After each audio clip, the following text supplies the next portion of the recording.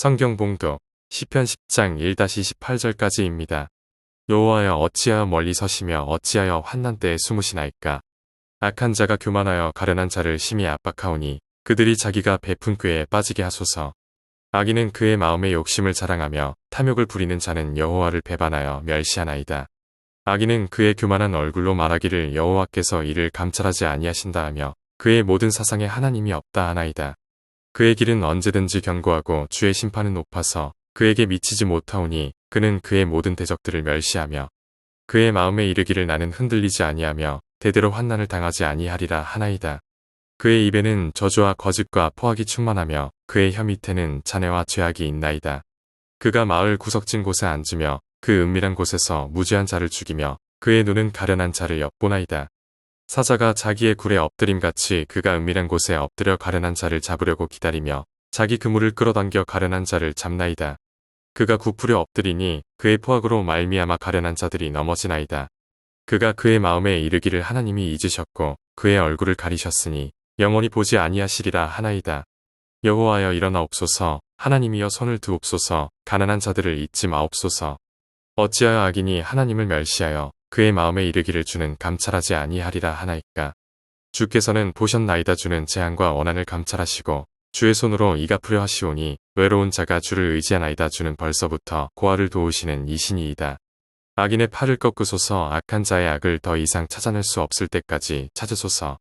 여호와께서는 영원 무궁하도록 왕이시니 이방 나라들이 주의 땅에서 멸망하였나이다. 여호와여 주는 겸손한 자의 소원을 들으셨사오니 그들의 마음을 삼준비하시며 귀를 기울여 들으시고 함께 읽겠습니다. 고아와 압제당하는 자를 위하여 심판하사 세상에 속한 자가 다시는 위협하지 못하게 하시리이다. 무더운 더위와 갑작스런 비 속에서도 늘 평안하시길 축원합니다.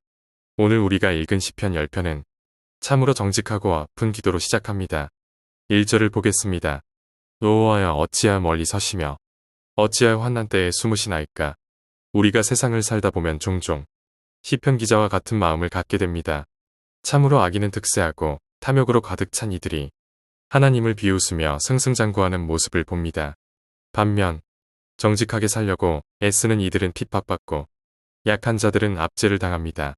이런 부조리한 현실 앞에서 정작 하나님은 아무런 말씀이 없으신 것처럼 느껴질 때가 있습니다. 하나님이 마치 비겁한 방관자처럼 숨어 계신 것은 아닌지 그때마다 우리 마음속에 억울함과 원망이 섞인 어찌하여라는 질문이 솟구쳐 오릅니다. 그런데 놀랍게도 성경에는 이런 어찌하여가 참 많이 등장합니다. 오늘 시편 기자뿐만이 아닙니다. 예레미야 선지자는 하나님과 변론하며 물었습니다. 악한 자의 길이 형통하며 반역한 자가 다 평안함은 무슨 까닭입니까? 하박국 선지자 역시 불의를 보고 침묵하시는 하나님께 항의했습니다. 아브라함조차 소돔과 고모라를 심판하시려는 하나님 앞에서 세상을 심판하시는 이가 정의를 행하실 것이 아니니까? 라고 반문했습니다. 이들의 공통점은 무엇입니까? 그들은 하나님을 떠난 자들이 아니었습니다. 오히려 하나님을 너무나 사랑하고 신뢰했기에 하나님의 공예가 이 땅에서 무너지는 현실을 견딜 수 없어 하나님께 매달린 것입니다. 주 안에서 사랑하는 성도님, 하나님 앞에서 드리는 정직한 탄식은 결코 불신앙이 아닙니다. 그것은 하나님의 살아계심을 믿기에 그분의 정의를 갈망하는 간절한 몸부림입니다. 그리고 하나님은 우리의 그런 솔직한 탄식을 결코 외면하지 않으십니다. 문제는 여기서 더 깊은 단계로 나아가는 것입니다. 그렇다면 왜 하나님은 침묵하시는 것처럼 보일까요? 왜 숨어 계실까요? 이사야 45장 15절에 이런 말씀이 있습니다. 구원자 이스라엘의 하나님이여 진실로 주는 스스로 숨어 계시는 하나님이시니이다. 우리는 자칫 이 말씀을 오해하여 하나님이 우리를 버리셨거나 무관심하다고 생각하기 쉽습니다. 하지만 그렇지 않습니다. 이 말씀의 역사적 배경을 먼저 살펴보겠습니다.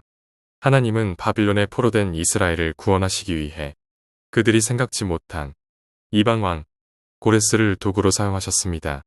이스라엘 백성들의 상식으로는 우리 민족의 지도자나 기적적인 초자연적 현상을 통해 구원하실 줄 알았는데 하나님은 오히려 엉뚱한 이방 나라의 왕을 통해 역사를 움직이셨습니다. 즉, 하나님이 숨어 계신다는 것은 우리를 버리신 것이 아니라 우리의 좁은 생각과 예측을 뛰어넘는 훨씬 거대하고 세밀한 방식으로 일하고 계신다는 뜻입니다. 우리는 눈에 보이는 기적만 하나님의 일이라 생각합니다. 그러나 하나님은 우리 눈에 보이지 않는 무대 뒤편에서 역사의 수레바퀴를 돌리고 계십니다. 다만 우리가 당장 그분의 손길을 보지 못할 뿐입니다. 사람은 본래 눈에 보이는 것을 의지하고 싶어 합니다. 과거 이방인들이 섬기던 우상들을 보시기 바랍니다. 그것들은 화려하고 손으로 만질 수 있습니다. 하지만 그것들은 생명이 없어 아무것도 할 수 없는 죽은 신입니다. 반면 우리 하나님은 눈에 보이지 않습니다. 형상도 없습니다. 마치 숨어 계시는 것 같습니다. 하지만 역설적이게도 바로 그 숨어 계심이 하나님이 살아계신 증거입니다. 그분은 우리 손에 붙잡히는 분이 아니라 우리보다 앞서가시며 역사를 주관하시고 자기 백성을 구원하시는 분이기 때문입니다. 그래서 스스로 숨어 계시는 하나님은 부재가 아닙니다.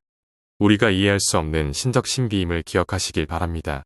우리가 신앙이 성숙해진다는 것은 눈에 보이는 것만 믿는 유아적인 단계에서 벗어나는 것입니다. 내 머리로 이해되지 않고 눈에 보이지 않아도 하나님은 지금도 보이지 않는 곳에서 나를 위한 가장 완벽한 구원의 계획을 신실하게 이루고 계신다는 것을 믿는 것입니다. 이것이 진짜 믿음입니다. 그래서 이제 우리의 기도는 바뀌어야 합니다. 어찌하여 숨어 계십니까?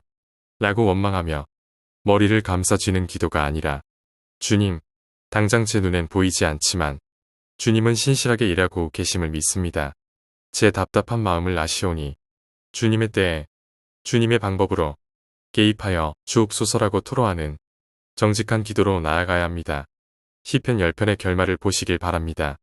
16절부터 시인은 하나님의 통치를 선포합니다. 여호와는 영원 무궁하도록 왕이시니 고아와 압제당하는 자를 위하여 심판하사 세상에 속한 자가 다시는 위협하지 못하게 하시리이다. 탄식으로 시작했던 기도가 하나님의 신실하심에 대한 확신으로 바뀝니다. 하나님은 반드시 억울한 자의 편을 들어주시고 가장 적절한 때에 악인을 심판하며 당신의 백성을 신원해 주실 것입니다. 주 안에서 사랑하는 성도 여러분, 오늘 우리가 처한 현실이 답답하고 하나님이 숨어 계신 것처럼 느껴지십니까? 낙심하지 말길 바랍니다. 하나님은 지금도 우리를 위해 일하고 계십니다. 오늘 하루 그 신실하신 하나님을 신뢰하며 보이지 않는 곳에서 역사하시는 주님께 여러분의 모든 사정을 솔직하게 아뢰는 복된 새벽이 되시기를 주님의 이름으로 축원합니다. 함께 기도하시겠습니다. 하나님 아버지, 오늘 말씀을 통해 우리 삶의 어두운 터널 속에서도 또 불의한 세상 속에서도 여전히 무대 뒤에서 신실하게 일하시는 하나님을 바라보게 하시니 감사합니다. 때로는 주님이 침묵하시는 것 같고 우리의 간절한 부르짖음에도 숨어 계시는 것처럼 느껴져 원망하고 낙심했던 우리의 연약함을 용서하여 주옵소서. 우리의 짧은 생각과 좁은 시야로 살아계신 하나님의 거대한 섭리를 다 재단하려 했던 어리석음을 고백합니다.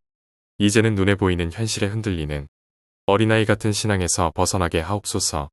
당장 눈앞에 보이지 않고 머리로 다 이해되지 않을지라도 가장 선한 길로 우리를 인도하고 계시는 신실하신 하나님을 끝까지 신뢰하는 성숙한 믿음을 허락하여 주옵소서.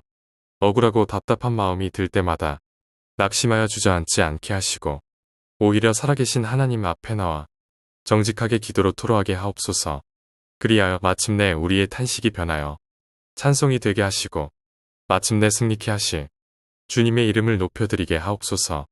오늘 하루도 보이지 않는 손길로 우리를 지키시고 구원하시는 하나님과 동행하길 원하오며 우리를 위해 먼저 십자가의 길을 가신 예수 그리스도의 귀하신 이름으로 간절히 기도드렸습니다. 아멘.